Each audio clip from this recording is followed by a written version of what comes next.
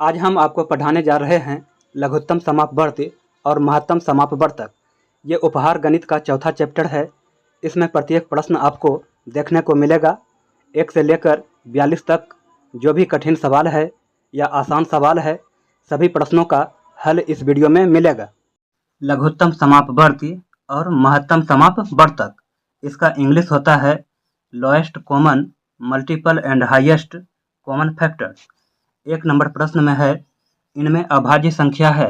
तो हम सबसे पहले समझेंगे कि अभाज्य संख्या किसे कहते हैं।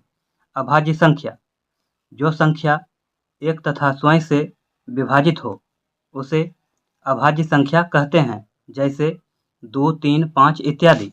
तो 2 है तो 2 में भाग लगेगा 1 से और स्वयं से, तो 2 हो जाएगा अभाज्य संख्या। उसी प्रकार से 3 है तो 3 में भाग लगेगा 1 से और स्वयं से, तो 3 हो जाएगा अभाज्य संख्या। उसी प्रकार से 5 है तो 5 में भाग लगेगा 1 से और स्वयं से, तो 5 हो जाएगा अभाज्य संख्या। तो ऑप्शन है 13, 14, 15, 16। तो हम 13 में भाग लगाते हैं तो भाग लगेगा 1 से और स्वयं से, तो 13 हो जाएगा अभाज्य संख्या। तो आंसर हो जाएगा ऑप्शन नंबर ए। 2 नंबर प्रश्न में है 225 के अभाज्य गुणनखंड है। तो हम सबसे पहले 225 का अभाज्य गुणनखंड निकालेंगे। तो यहाँ पर 3 का अंश लगाएंगे, 3 सती 21 और 3 पचे 15। फिर 3 का अंश लगाएंगे, 3 दूनी 6, 3 पचे 15। 5 का अंश लगाएंगे, 5 25 और एक बार फिर लगा देंगे 5 का से 5 का 5। तो 225 के अभाज्य गुणनखंड में 3 आया है 2 गो और 5 आया है 2 गो। तो यहाँ पर ऑप्शन में देखेंगे कि मेरा आंसर कौन है।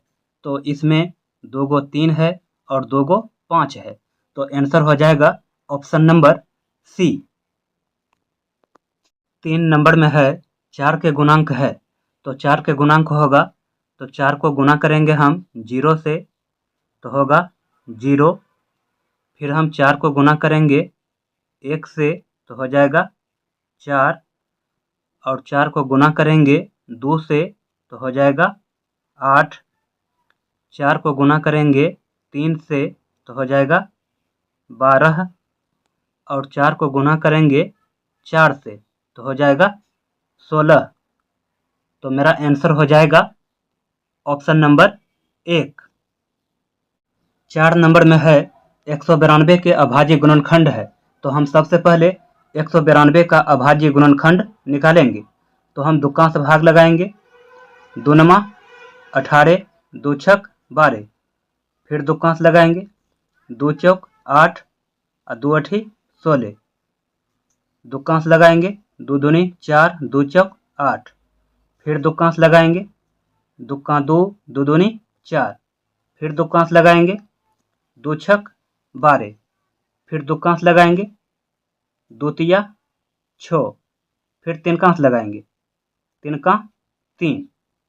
तो इसमें 192 के अभाज्य गुणनखंड में 2 आया है 6 गो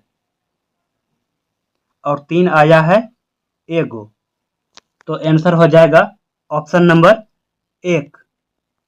5 नंबर में है 44, 192 और 216 में कितने उभयनिष्ठ गुणनखंड है।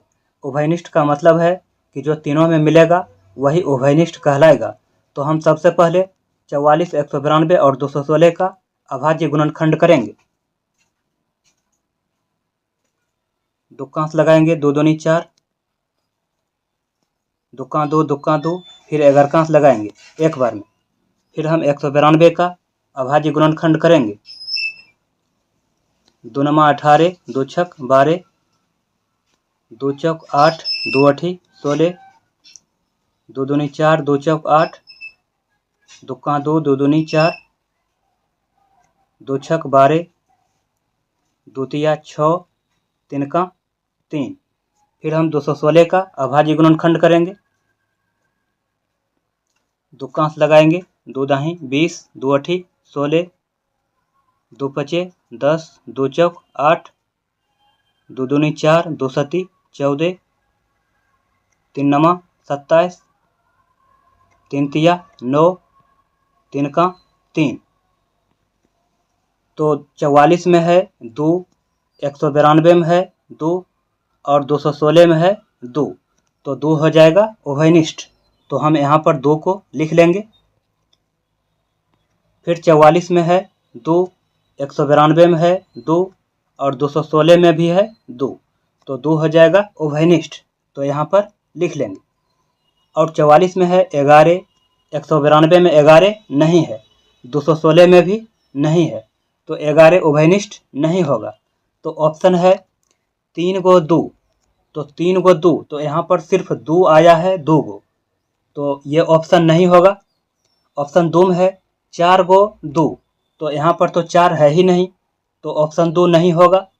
ऑप्शन 3 में है 5 गो 2, तो 5 गो 2 नहीं है, सिर्फ 2 गो है 2, तो ऑप्शन 3 भी नहीं होगा। तो आंसर हो जाएगा ऑप्शन नंबर 4। 6 नंबर में है 100 से कम 12 के गुणांक है, अर्थात 100 से कम होना चाहिए और 12 का गुणांक होना चाहिए। तो हम सबसे पहले 12 को गुना करेंगे 1 से, तो हो जाएगा 12। फिर हम 12 को गुना करेंगे 2 से, तो हो जाएगा 24। 12 को गुना करेंगे 3 से, तो हो जाएगा 36। 12 को गुना करेंगे 4 से, तो हो जाएगा 48। 12 को गुना करेंगे 5 से, तो हो जाएगा 60। 12 को गुना करेंगे 6 से, तो हो जाएगा 72। 12 को गुना करेंगे 7 से, तो हो जाएगा 84। 12 को गुना करेंगे 8 से, तो हो जाएगा 96। अब हम 12 को गुना करेंगे 9 से, तो हो जाएगा 108, जो कि 100 से ज़्यादा हो जाएगा, लेकिन हमको लेना है 100 से कम। तो आंसर हो जाएगा ऑप्शन 3। 7 नंबर में है घातांकों का प्रयोग कर 108 का अभाज्य गुणनखंड है। तो हम सबसे पहले 108 का अभाज्य गुणनखंड करेंगे। दुकांश लगाएंगे, 2 पचे 10, 2 चौक 8, 2 दूनी 4, 2 सती 14, 3 नमा 27, 3 तिया 9, 3 का 3। तो अब यहाँ पर 2 है 2 गो, तो इसे हम लिख सकते हैं 2 पर पावर 2 गुना 3 है 3 गो, तो लिख सकते हैं हम उसको 3 पर पावर 3। तो आंसर हो जाएगा ऑप्शन 1। 8 नंबर में है 1224 का अभाज्य गुणनखंड है। तो हम सबसे पहले 1224 का अभाज्य गुणनखंड करेंगे। तो यहाँ पर लिखेंगे 1224 और दुक्का से भाग लगाएंगे, 2 छक 12, दुक्का 2, 2 दूनी 4, 2 तिया 6, 1 में भाग नहीं लगेगा तो हो जाएगा 0, 2 छक 12, दुक्का 2, 2 पचे 10, 2 तिया 6, 3 कांस लगाएंगे, 3 पचे 15, 3 का 3, 3 कांस लगाएंगे, 3 का 3, 3 सती 21, फिर 70 कांस लगाएंगे एक बार में। तो यहाँ पर 2 है 3 गो, तो लिखेंगे 2 पर पावर 3 गुना 3 है 2 गो, तो लिखेंगे 3 पर पावर 2 गुना 17 है सिर्फ 1 गो, तो सिर्फ लिखेंगे 17। तो मेरा आंसर हो जाएगा ऑप्शन 3। 9 नंबर में है 1000 का अभाज्य गुणनखंड है। तो हम सबसे पहले 1000 का अभाज्य गुणनखंड निकालेंगे। दुक्कांश लगाएंगे, 2 पचे 10 और दोनों सुन्ना के उतार लेंगे,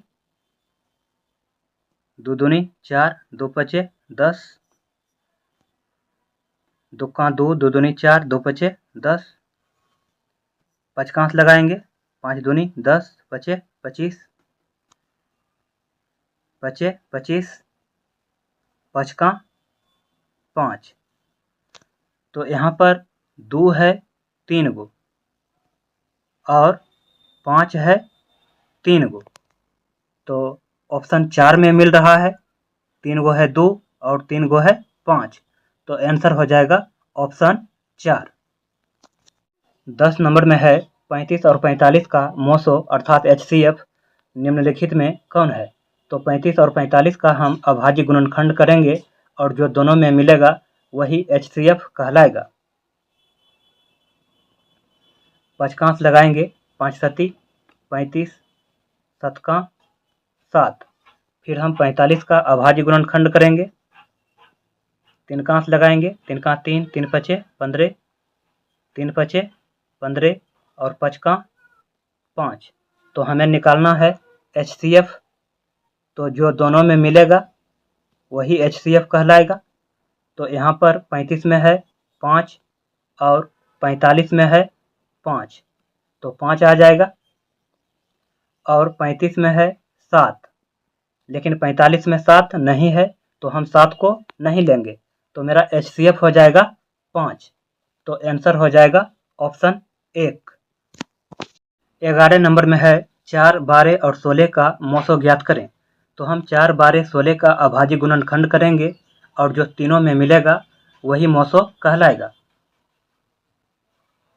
दुकांश लगाएंगे, 2 दूनी 4, 12 का अभाज्य गुणनखंड करेंगे, 2 छक 12, 2 तिया 6। 16 का अभाज्य गुणनखंड करेंगे, 2 अठी 16, 2 चौक 8, 2 दूनी 4। तो हमें निकालना है HCF। तो 4 में है 2, फिर 12 में है 2, 16 में है 2, तो HCF में 2 आ जाएगा। फिर 4 में है 2, 12 में है 2 और 16 में भी है 2, तो HCF में 2 आ जाएगा। अब यहाँ पर 4 में कुछ नहीं है, तो अब कुछ नहीं लेना है, तो बराबर का चिन्ह देंगे और इसे गुना कर देंगे, 2 दूनी 4, तो मेरा आंसर हो जाएगा 4। तो आंसर हो जाएगा ऑप्शन 2। 12 नंबर में है 2 गुना 2 गुना 3 और 2 गुना 2 गुना 2 गुना 2 गुना 3 गुना 5 का लोसो है।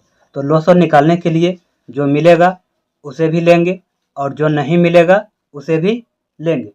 तो इसमें है 2 और इसमें भी है 2, तो 2 को ले लेंगे, गुना का चिन्ह देंगे। फिर इसमें है 2 और इसमें भी है 2, तो 2 को ले लेंगे। फिर इसमें 2 है लेकिन इसमें 2 नहीं है, तो 2 को ले लेंगे। फिर इसमें 2 है, फिर इसमें 2 नहीं है, तो 2 को भी ले लेंगे।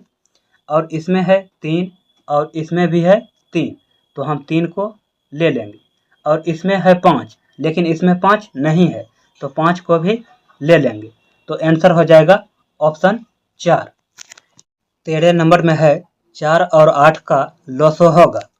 तो हम 4 और 8 का लोसो निकालेंगे, दुकांश लगाएंगे, 2 दूनी 4, 2 चौक 8।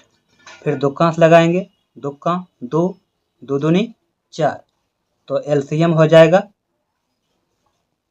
2 गुना 2 और गुना 2, तो हो जाएगा 2 दूनी 4, 4 दूनी 8, तो मेरा आंसर हो जाएगा ऑप्शन 2। 14 नंबर में है 8, 12, 16 और 24 का लोसो होगा। तो हम 8, 12, 16 और 24 का लोसो निकालेंगे, तो दुक्का से भाग लगाएंगे, 2 चौक 8, 2 छक 12, 2 अठी 16, दुक्का 2, 2 दूनी 4। फिर हम दुक्कांश लगाएंगे, 2 दूनी 4, 2 तिया 6, 2 चौक 8, 2 छक 12। फिर हम दुक्कांश लगाएंगे, दुक्का 2, 3 में भाग नहीं लगेगा तो 3 को उतार देंगे, 2 दूनी 4, 2 तिया 6। फिर हम तिनकांश लगाएंगे, तिनका 3, 3 से 2 में भाग नहीं लगेगा, 2 उतार देंगे और तिनका 3। तो यहाँ पर आ गया है 2 गुना 2 गुना 2 गुना 3 और नीचे एक 2, तो हो जाएगा 2 दूनी 4, 4 दूनी 8, 8 तिया 24, 24 दूनी 48, तो मेरा आंसर हो जाएगा ऑप्शन 4। 15 नंबर में है 184, 230 एवं 276 का मौसो होगा। तो हम सबसे पहले 184, 230 एवं 276 का अभाज्य गुणनखंड करेंगे और तीनों में जो मिलेगा वही मौसो होगा। दुकांश लगाएंगे। 2 नमा 18, 2 दूनी 4, 2 चौक 8, 2 छक 12, 2 दूनी 4, 2 तिया 6। फिर 230 का निकालेंगे। दुकांश लगाएंगे। दुक्का 2, दुक्का 2, 2 पचे 10। पचकांश लगाएंगे। 5 दूनी 10, 5 तिया 15। फिर 276 का निकालेंगे। दुक्का 2, 2 तिया 6, 2 अठी 16, 2 छक 12, 2 नमा 18, 3 दूनी 6, 3 तिया 9। तो हमें HCF निकालना है। तो जो तीनों में मिलेगा वही HCF होगा। तो 184 में है 2, 230 में है 2, 276 में भी है 2, तीनों में मिल रहा है तो 2 आ जाएगा HCF में। उसी प्रकार से फिर 184 में है 2, लेकिन 230 में 2 नहीं है तो 2 HCF में नहीं आएगा। 184 में है 23 और 230 में भी है 23 और 276 में भी है 23, तो ये HCF में आ जाएगा। तो दोनों को गुना कर देंगे तो हो जाएगा 46। तो आंसर हो जाएगा ऑप्शन नंबर 2।